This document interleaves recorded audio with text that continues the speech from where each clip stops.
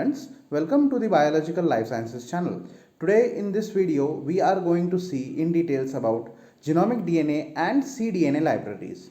So these are the very important libraries that are prepared for different cloning experiments. So we are going to see in details about that. So let's begin. Let's first discuss about the genomic DNA libraries or DNA libraries. So why do we prepare library? See, library is the collection of different kinds of books generally. So in case of genomic DNA libraries, it is the collection of different kinds of sequences. For example, if I want to store a sequence of a particular organism, so I can store it in different manner. How it is stored in genomic DNA libraries? The sequence the organism sequence which has to be stored is first of all restricted or digested into different fragments, and these different fragments are being cloned into different organisms, and then the organisms are numbered as per the fragment of the organism in the original cell. So there are different ways you can go for genomic DNA libraries or different kinds of DNA. First of all, it can be chemically synthesized DNA. It can be a raw DNA isolated from an organism, whole DNA, but it can also be a chemically synthesized DNA of known sequences. So this specific sequence is first of all amplified using PCR, and then this sequence can be cloned in a particular organism, and that organism can be labeled which is having this sequence. So this sequence has to be transferred to that organism, and that is done using specific vectors. So there are different kinds of vectors that we are going to discuss for genomic DNA libraries. Then it can be a mixture of DNA, as I told you earlier, that when you have to store a whole sequence of a particular organism, then that organism's whole genomic DNA is first restricted, digested into different fragments. Now these DNA fragments of genomic DNA is cloned by using different vectors into certain organisms which are easily grown, such as E. coli. So such kind of organisms are then stored, which is having the fragment of interest, and when we want to analyze the particular fragment, we can screen that organism for that particular fragment. Okay, so in genomic DNA libraries, the main thing is the sequence can be coding and non-coding also. Means what? The sequence can be a gene sequence which is coding for a specific protein, or it can be a non-coding other sequences other than a particular cistron or a gene.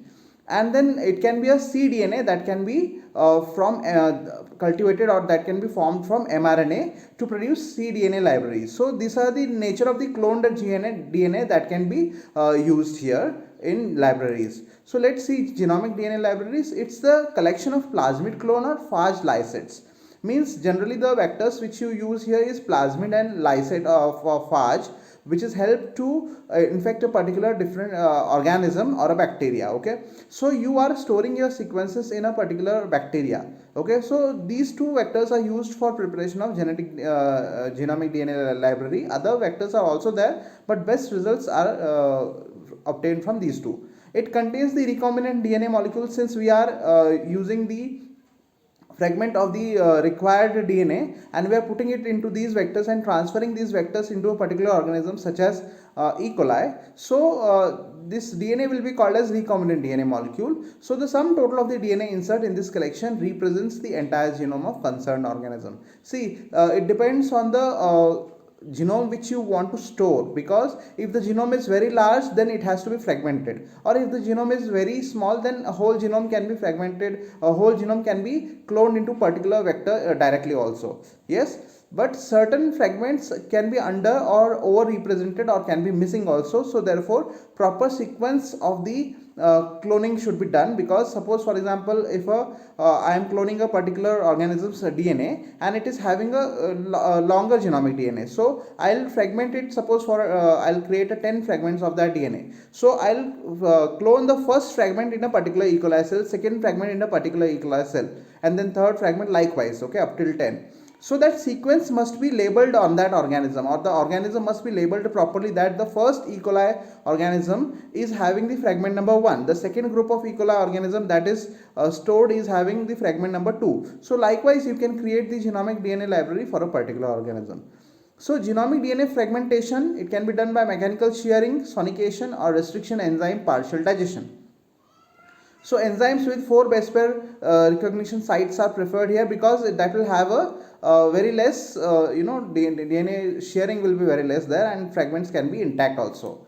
So let's see the vectors. These are the different vectors that are used for preparation of genomic DNA library. As I told you, plasmid and phage are most preferred one. Then cosmid is also there. Then YAC and BAC are also there. These are generally used in large scale sequencing projects where you have to store a larger amount of DNA. Okay, so these are the fragment size that you can clone here.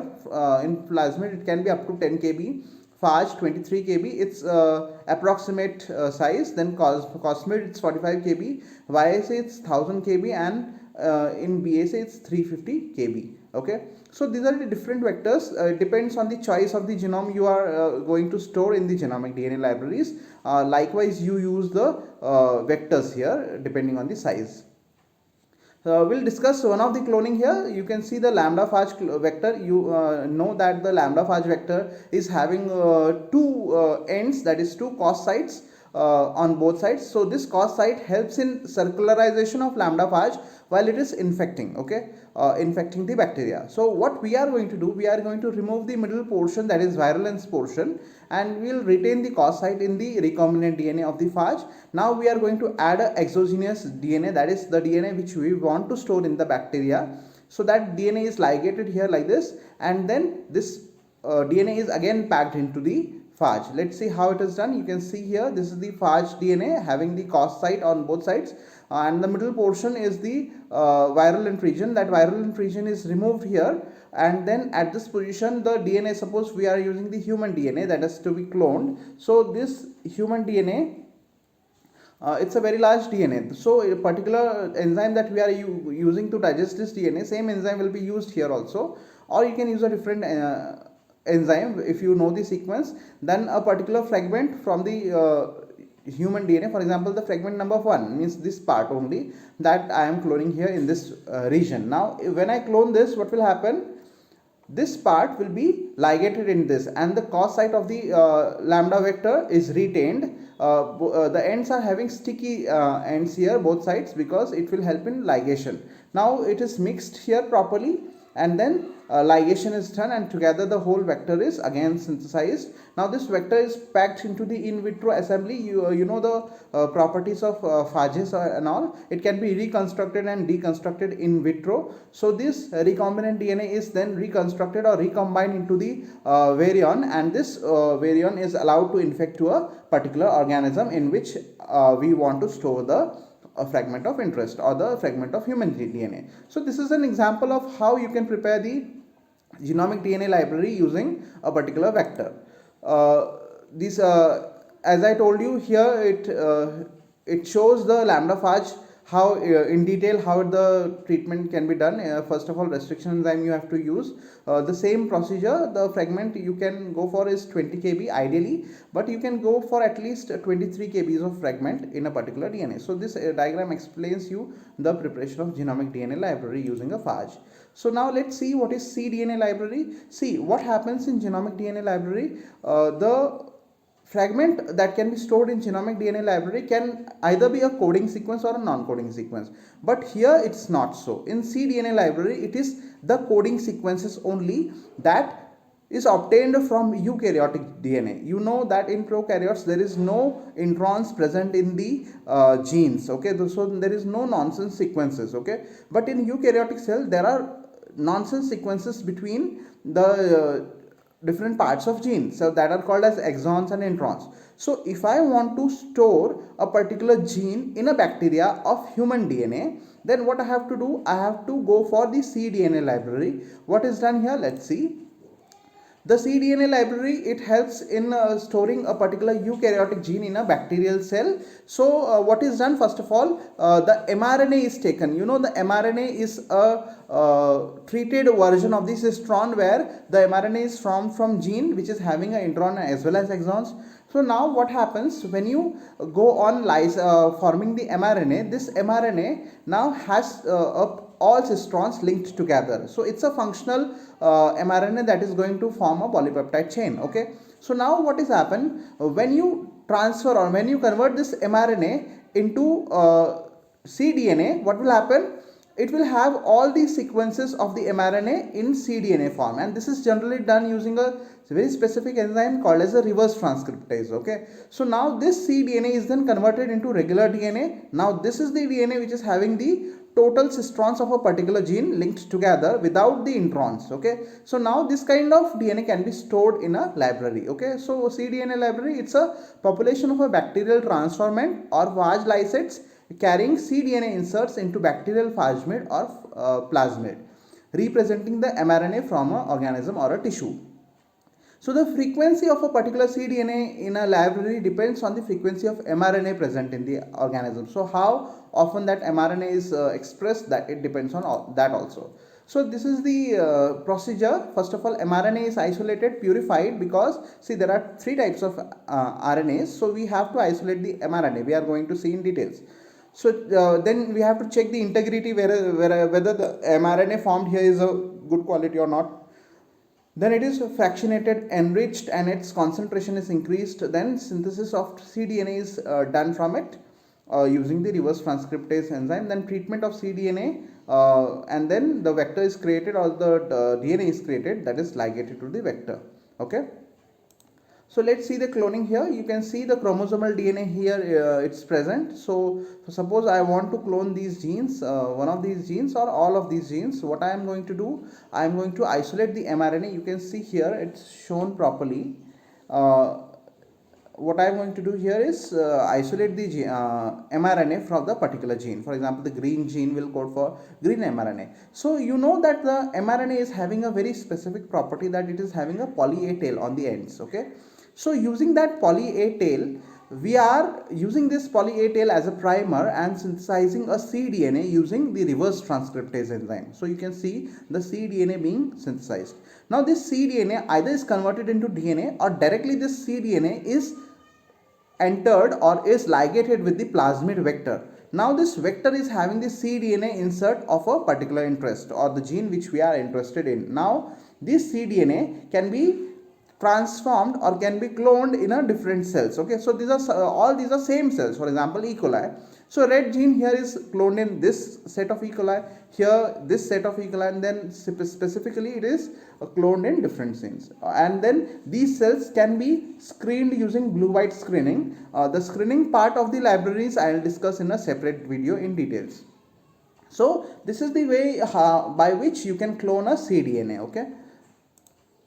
So let's see the advantages here. So no cDNA libraries is made or was made from prokaryotic mRNA, because see, prokaryotic mRNA is having all these sequence which is having cistron only. So you cannot prepare cDNA using the prokaryotic cell.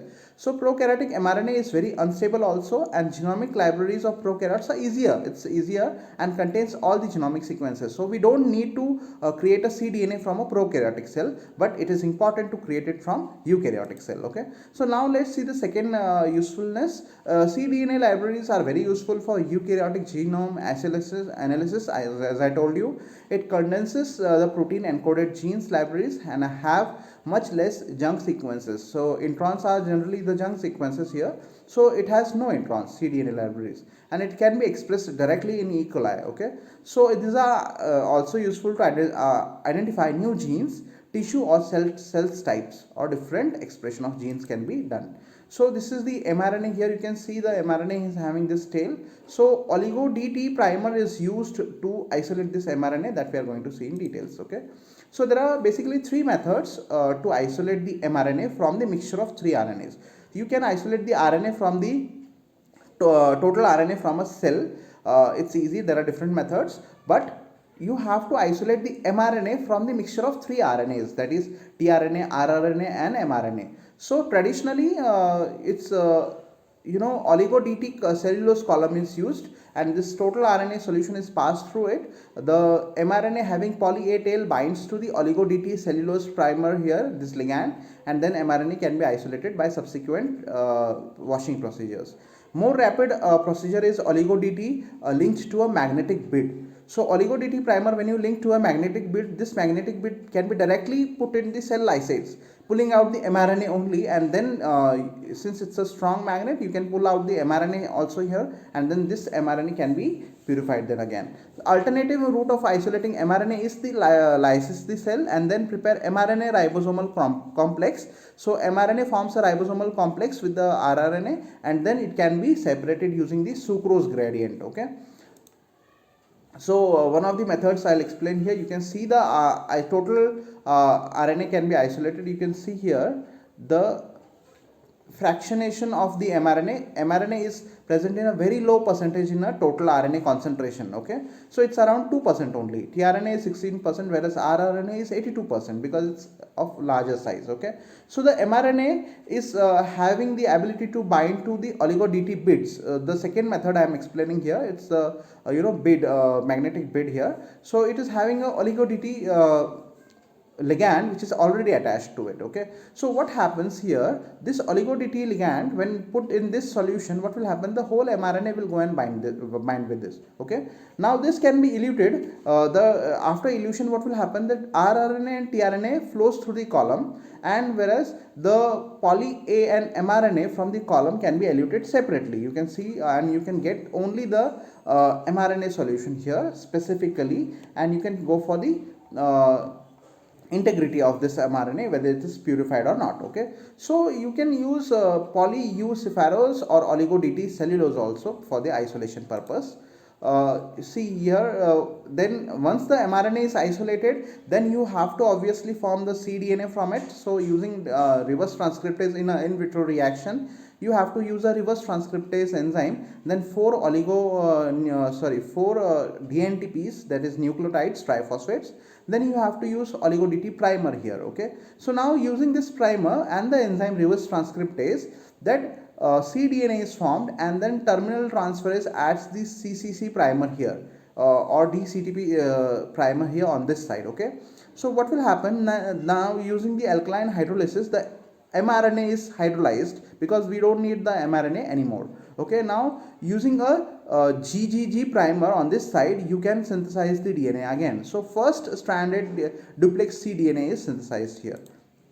Now this duplex cDNA, it is extended, or the ends are extended using Klenos fragment, and then it can be used for the digestion purpose, or it can be used for the first of all, second strand is synthesized from this, and now this duplex cDNA strand can be used for cloning purpose. So this is how you are going to prepare the cDNA from mRNA using the reverse transcriptase enzyme.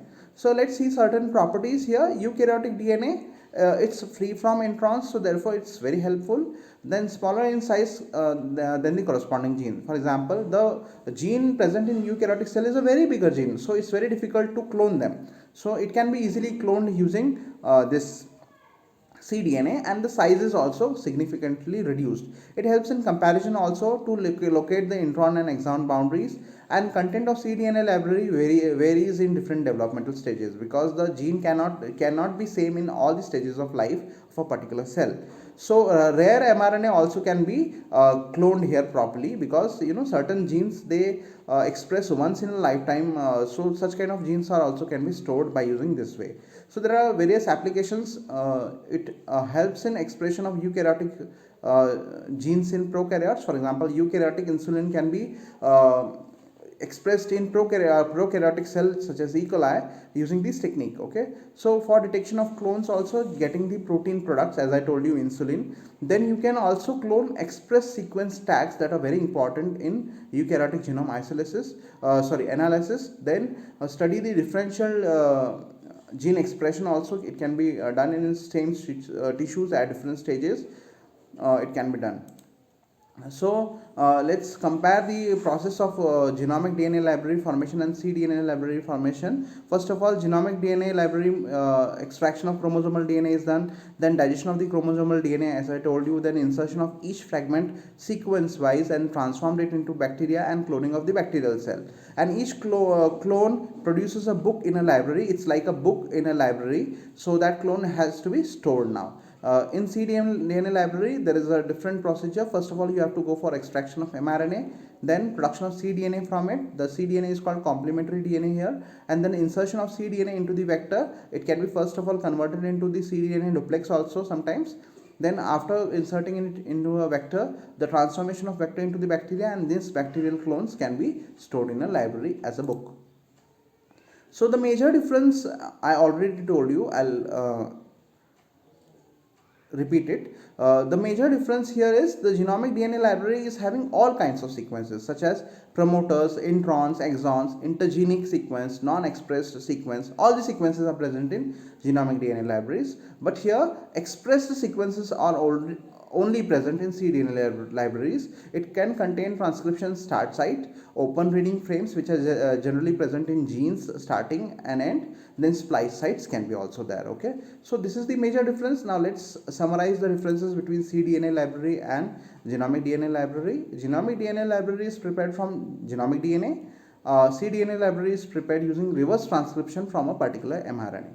Its genomic DNA library, its frequency of hit depends on the gene expression level. Here it's dependent on a particular gene. It may contain promoter and intron. There is no promoter, no intron because it's a specific gene converted into mRNA. Cannot expressed in heterogeneous or heterologous system because it is having all kinds of sequences. But here it can be expressed, or expression is feasible if you are using a suitable promoter.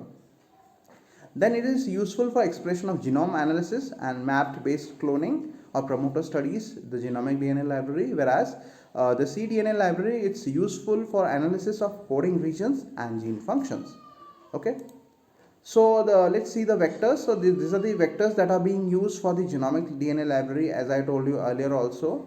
The vectors used for cDNA libraries are limited here. There are two vectors that are generally used. There is phage vectors and bacterial plasmid vectors. So you know the size here for insert in cDNA library preparation. Thanks for watching. If you like the video, please press like button, share, comment and subscribe.